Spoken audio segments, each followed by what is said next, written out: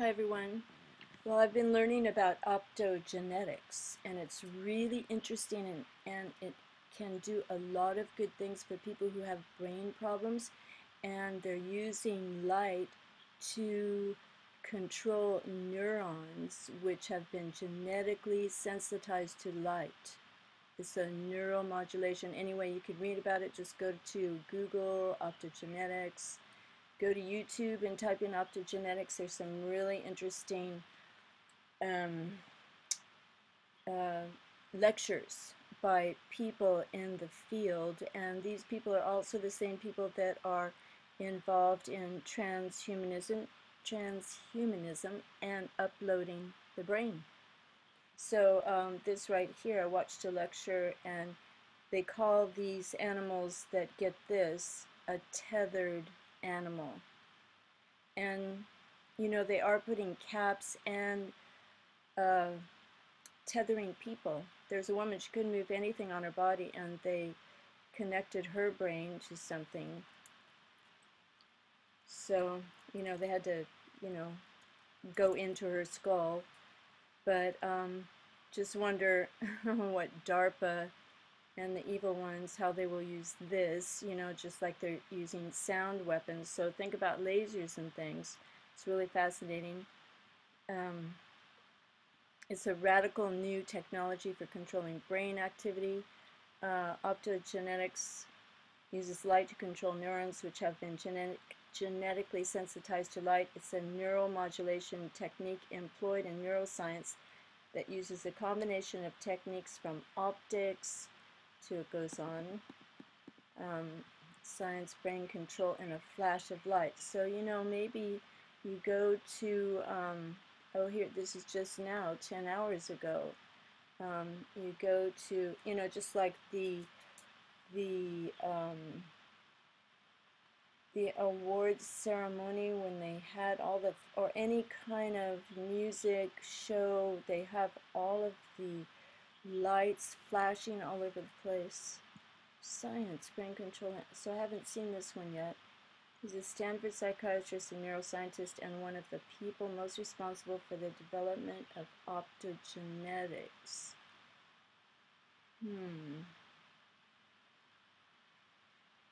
Halorhodopsin is used in optogenetics to hypolarize specific neurons.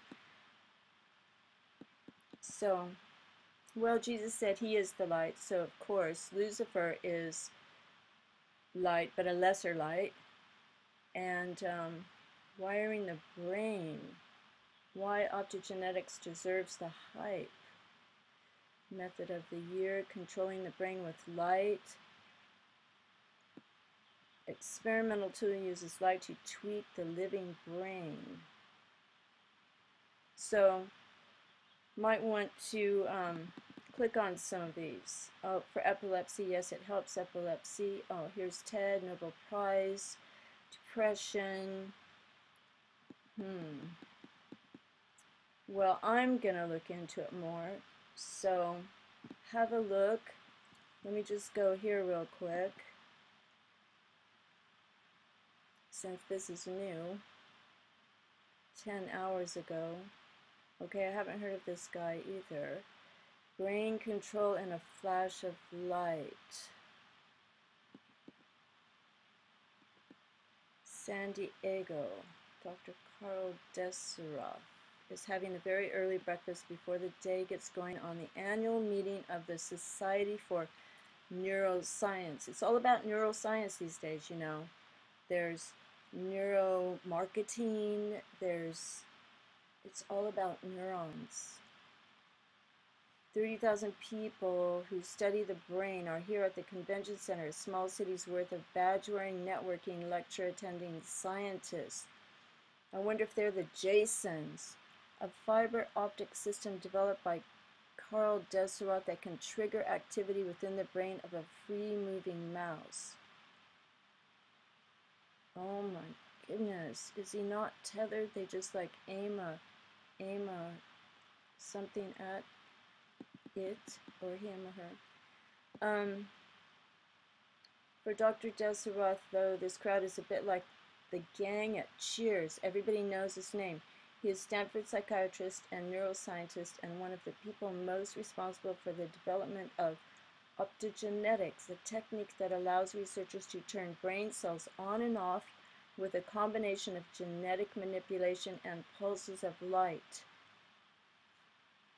Well, our genes are being manipulated with genetically modified food, with water, with the chemtrails, with vaccines, with everything. And will DARPA get their hands on this? Of course, they already have their hands on this, I'm sure.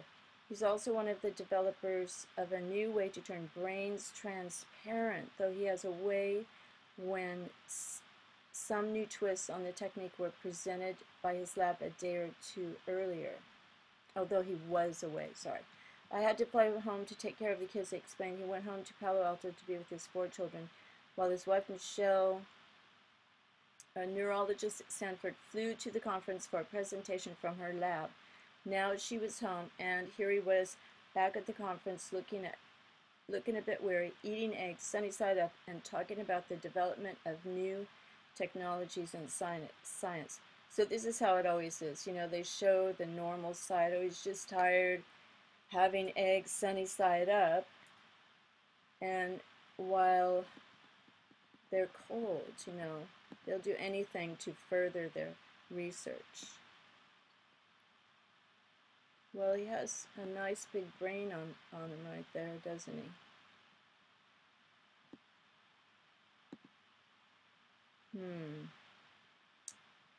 Okay, on and off with a combination of genetic manipulation and pulses of light. So, before this world and this earth and this universe, it was dark. Light is really powerful. Jesus is the light. The way, the truth, and the light. Okay, here it goes. President Obama announced an initiative to invest in new research to map brain activity, allocating $100 million for the first year. So there's a big competition in Europe and in the US about the brain, who can upload the brain first.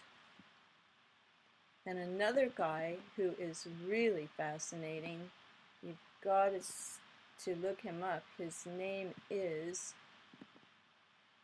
I'll show you. He went to MIT at age 14 in a graduate program. And I listened to his lecture a couple of times. His name is Daryl Dalrymple,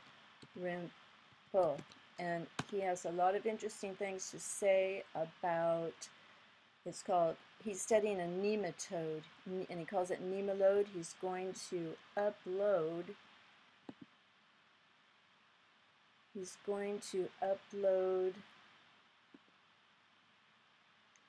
a nematode's whole entire neurons.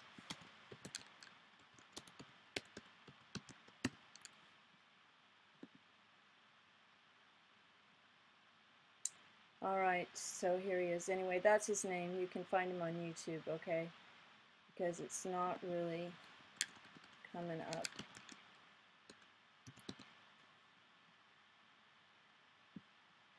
Search videos.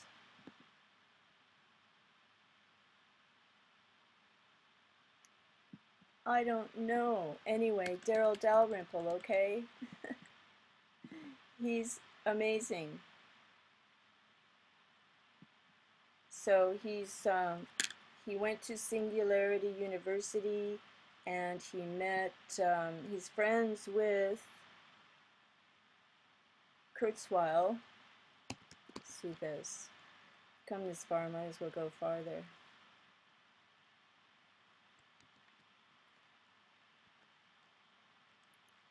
Alright, computer's a bit slow here, but yeah, Dalrymple.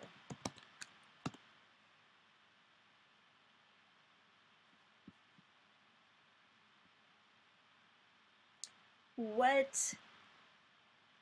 This is not right.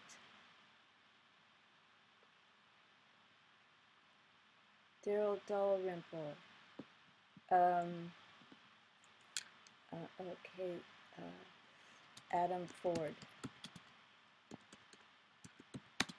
Thank you for your patience.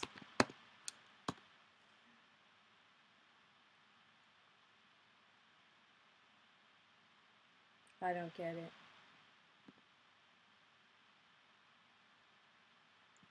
Okay, now if I was just,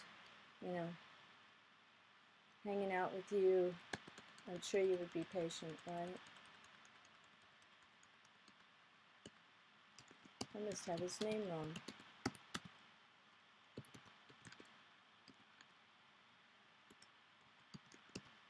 He calls it NEMA load because they're going to upload. Okay, here it is. Oh, sorry, it's David Dalrymple. No wonder. Anyway, you got to watch this. This is great.